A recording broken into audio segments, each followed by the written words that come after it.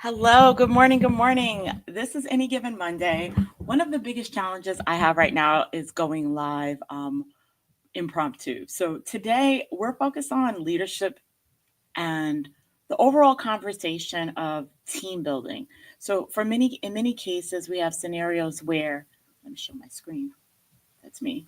In many cases, we have a summer activity or exploration where leaders want to get their teams together. And whether you have a person, one team member, or you have a team of 100 team members, thinking about team building is important. So let me introduce myself again. Hello, hello. My name is LJ Finney. I am the host of IN-18. I actually am the host of Any Given Monday. I am the CEO of IN-18. So let me say that again. I am the CEO of IN-18.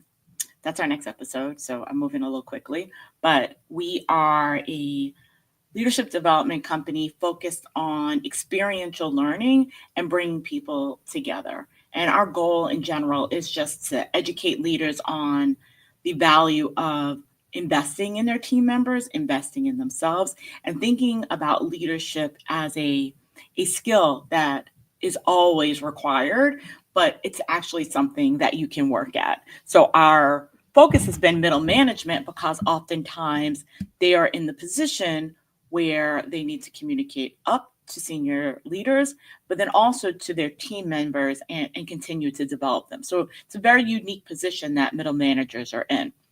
However, we are working with CEOs, um, C-suite leaders to think about what does that cultivation look like? What does it mean to communicate with your team around strategy, around change, around the vision for your organization, and what tools and skills can you use or develop within yourself to make that part of the culture of your organization, but also just an inherent behavior of everyone at your company. So let's talk about team building generally.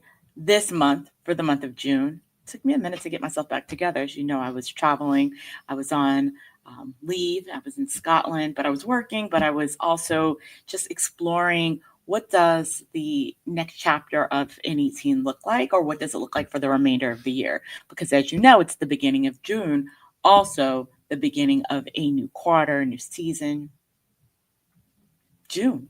The half of the year's gone. So let's talk about the myth of team building. Someone came to me maybe about 3 weeks ago and said, you know, you've inspired me to do a team building activity with my organization, with my company. There's only four of us, but it's okay. We're going to do a team building activity.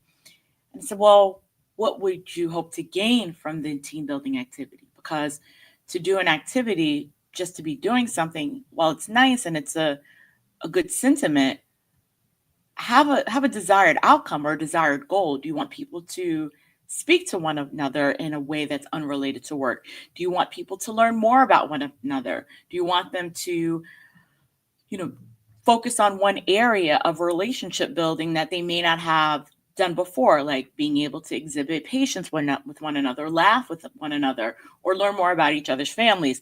I mean, in the end, being around people doesn't build a relationship, but engaging and doing something, which is why we believe in experiential learning, that is the catalyst for shifting and building a relationship, because people are together in the office, or maybe they're not together. Maybe you have a remote workplace and you think that by putting everyone in the room, they're automatically going to build relationships.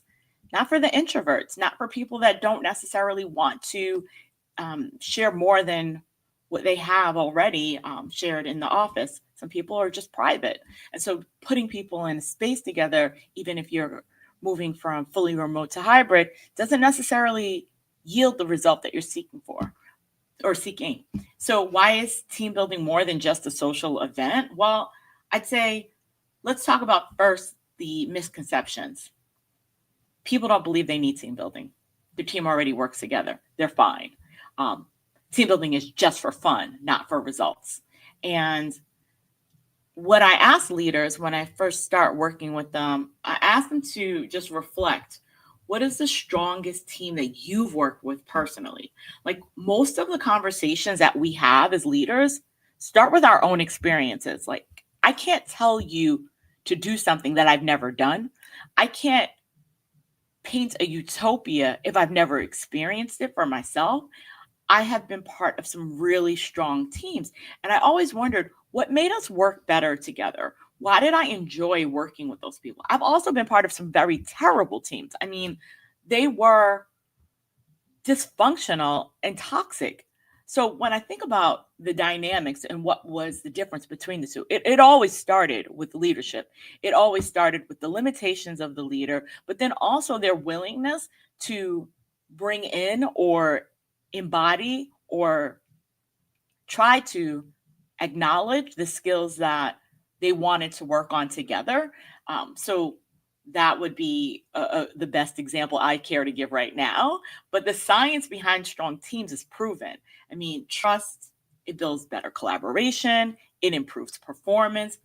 I would say that, as a long-suffering Knicks fan, they did come together as a team in certain cases, but there were so many external dynamics that were impacting their ability to close out the Eastern Finals and actually get to the NBA championship.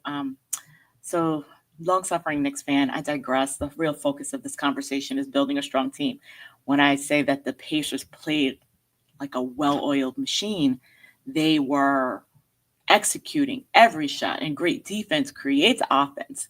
Wonderful opportunities to look at them moving the ball around the court. And while this is not about basketball, I will say the science behind strong teams is when they work well together, everyone notices. You get better job retention, you have better job satisfaction, there's increased productivity, it's quantifiable. You can see people being more creative, ideas flow, it generates more revenue just generally, no matter even if you're not in a cost center that is revenue generating, you see the improvements in performance overall. Operations are saving time, which essentially is saving money. So if you're, back office function and you're not able to generate revenue, or that's not your role, or that's not what you deliver, even in your company, you want your team members thinking about, how can I solve this better? You want them to proactively have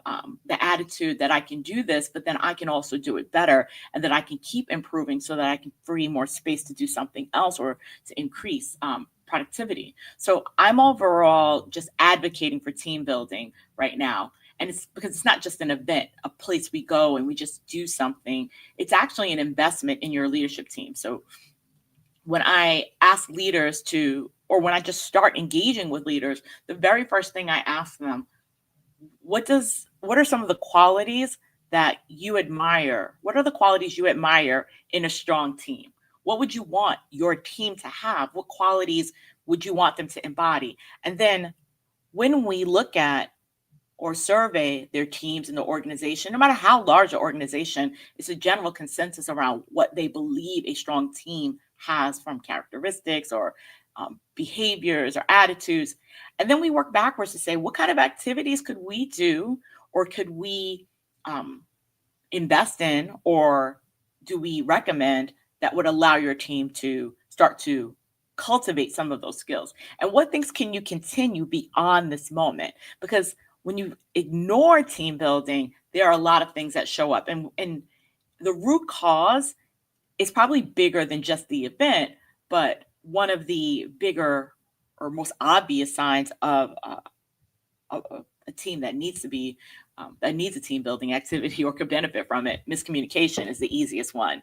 We always want to go to communication classes and have effective communication courses, and you sign up online or go to a course on, leading with diplomacy and tact, or having conversations. But miscommunication is more around people speaking in a way or in a tone or in a context that the other person doesn't understand or may not be receiving.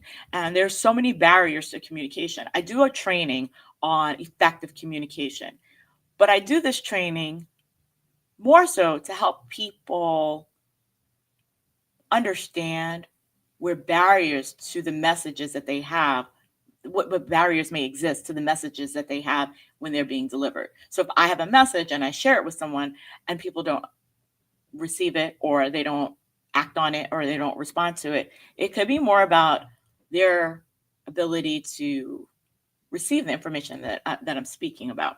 I say this because I am DISC certified. It's the easiest way for me to illustrate this, because when I was doing the training, what I found the biggest obstacle, my attendees weren't necessarily self-aware about their communication style and assumed that everyone communicated like them. I am guilty of that. I am, if you were looking at the DISC model, there's DISC, and on another day, I'll share what all of those things mean and give you a whole run through. But my communication style is factual. It's detailed and it's specific. I don't use a lot of flower. I'm not saying that word right, but I don't use a lot of general language. But when I'm trying to communicate an idea or a point, I'm more factual. In this case, we're just having casual conversation, but in your stressful moments, you will communicate in line with that direct style. And this communication tool that I use is first to build self-awareness, but then to help build awareness of the other ways that their team members may be communicating, to identify personalities and effective ways to communicate and alter the communication style so that the message is received. And all of this, you're like, well, what does that have to do with a team building event? Well, if communication is a challenge, then let's have an activity that helps people communicate. Yeah, make it fun, make it exciting, making it engaging, but let's do it with the first goal being, I need them to talk to one another in a way that helps them solve problems or share information. Another neglect, if you're looking at the outcome or the result of neglecting building your team, low morale. People are disengaged. They're not excited to be fulfilling the mission of your company or doing the work. Then that can be another indicator of a need to do a team building activity. And then a toxic work environment. You taking your team out to drinks to the bar, or you taking your team out to, paintball or to even a golf outing is not going to help if your work environment is toxic. That is a different conversation. It is team building is like putting the Band-Aid on top of like a very large wound. You can't break your leg and add a Band-Aid and think that that's going to repair it. But if you have a toxic work environment, then that goes back to understanding what are the challenges that individuals are facing that may not be as clear to the leadership team. Because if you are the middle manager, you're trying to help prevent these things being escalated. And I think we have a comment here. Big facts. Yeah, big facts. Thank you for, I'm actually reading the comments this time. I'm multitasking a little bit better. But the challenges that you see with toxic work environments, we have to look in the mirror. We have to look at the leadership team and hold yourself accountable to the fact that I create and I can shift the culture of the organization.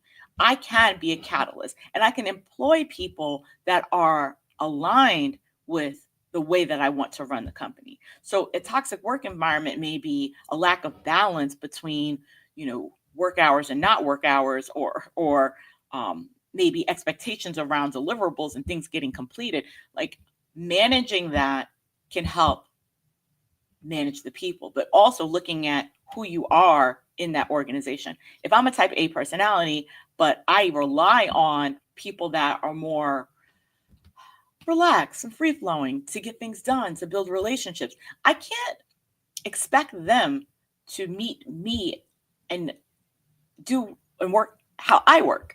However, what I can express is the importance of certain things.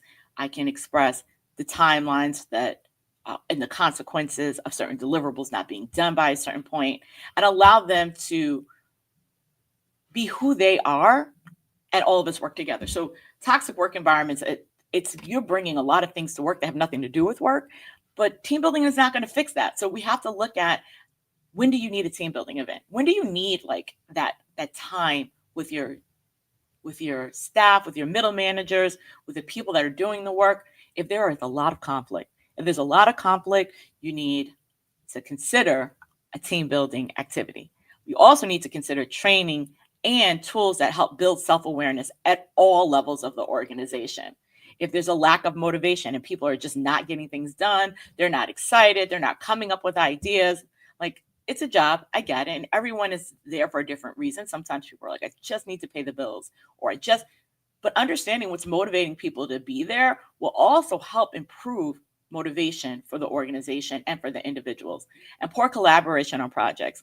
You cannot have a company where you incentivize individualism and then have the expectation that people are going to perform well together on a team without any type of intervention. I love using golf as a medium for shifting behavior, because in golf, you are expected, it's you against yourself. You are an exceptional individual contributor. Your game has nothing to do with anyone else. But the irony is, that's the same thing that happens in the office. You are expected to be the best. But in these moments, you have to bring your best to the team. And you're not in competition with the other person. Essentially, you're in collaboration, because together you will deliver a better project, a better program, a better outcome. Whereas with golf, it's interesting, because I always looked at it as, it's the one sport where, or not one, I mean, running is the same way. It's you against yourself all the time. But when you're playing in a scramble, or you're playing with a different goal in mind, like maybe get as many balls into the fairway off the tee. And that's how you're going to be rewarded, not by your score, but by how you've collaborated together.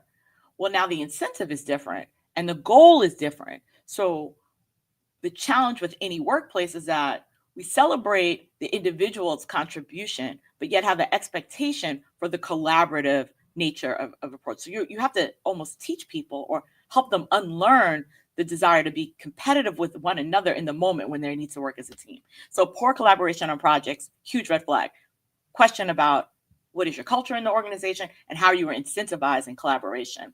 And so when we look at the goals of a team building event, we are looking specifically at, how do we shift the behavior? How do we shift and build awareness? You can't shift anything overnight. Change takes time, just like, you don't wake up and run a marathon. You don't wake up and suddenly you know how to play 18 holes. you just don't.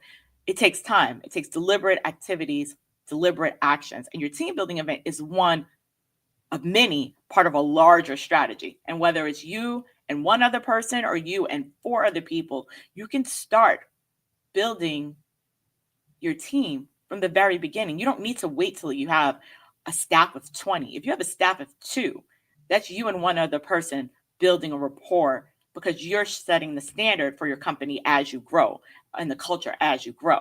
So that's the opportunity. So the key mind shift that I have for today, for the next month, or the next few weeks of this month, we're going to be talking about the value of the team building activities and what to do. So today's conversation on Envy Given Monday was just to focus on, you need a team building activity. What do you want the team to build? You want them to just get to know each other? Fine. But what else do you want? What are you trying to create? What do you want to have? What do you want to last beyond your time there? What do you want? You want people to work together and bond, not trauma bond, but bond because they are, excited and happy to be there. What do you want? So I think our goal here is to ask you to do some homework, at least for any given Monday. Like, I'm still working on the script and, just kind of freestyling along the lines of having a script, having a plan, having some goals for this conversation. But I also want to give you some homework. And your homework is thinking about the best team you ever worked with. What made that team great? Was it trust? Was it communication? Was it that everyone knew each other from another workplace? Like, beyond that, go even deeper. What made that team work well together? And then on the other side of it, the contrast, think about the worst team you worked with. What were some of the common threads? What was missing? What do you wish they had? Because we always talk about things that are outside of our control. It's very easy to do that. My question for you is, when you observe those things, what's also in your control? If you're the leader, we're going to break that down going over the next few weeks. But the strongest teams, they're not built by chance. They're built with intention. It's not just about like fun activities. It's about creating and crafting the culture of trust, collaboration, and engagement. Um, to be patient with one another, to speak in a tone that you want to be spoken to to breathe deeply when you feel stress and not to lash out, to or even when you are in need of help, to ask for it, or to ask for ideas and help to vet them, never discarding an idea, but just understanding how it fits into the bigger picture. Like, what do teams, if you're a leader of a team, you're giving directives. Are you getting feedback? What is the feedback loop? And do people feel comfortable sharing their input with you? It's about creating that culture. Someone said we're trying to create a culture and not so much changing anything. So really thinking about it, what made that team work well? And what made, when you think about those terrible teams, they are traumatic.